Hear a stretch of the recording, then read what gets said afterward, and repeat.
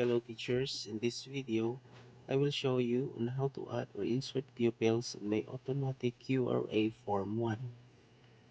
To start, please huwag kalimutang i-click ang subscribe button at ang notification bell para maging updated sa mga susunod kong video.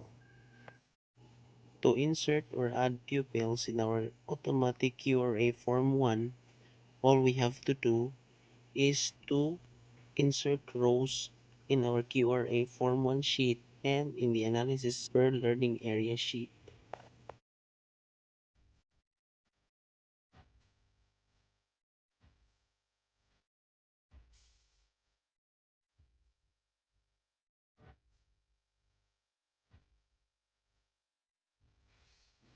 Since we inserted rows in our QRA Form 1, so to make it balance, we will also be inserting rows in our Analysis per Learning Area.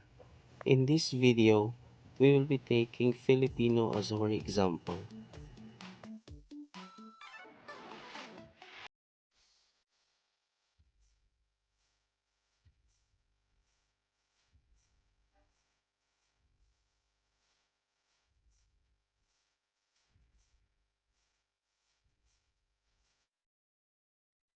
After inserting rows, we are going to put the cursor on male 21 and drag it going down to copy the formula.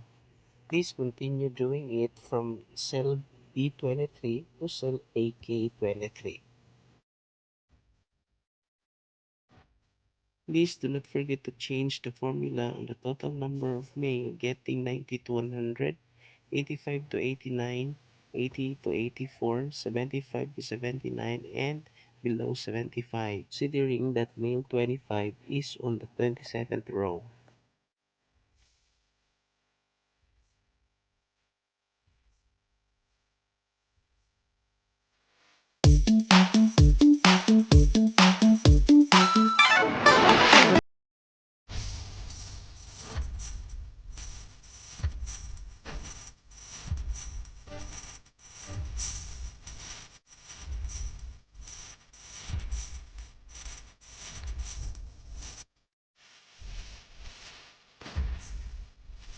Let's try again.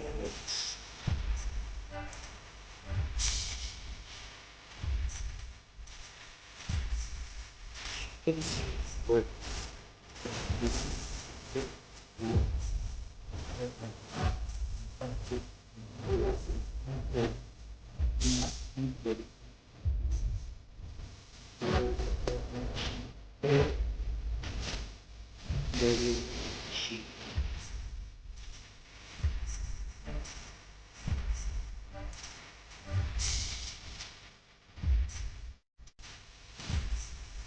Thank you for watching.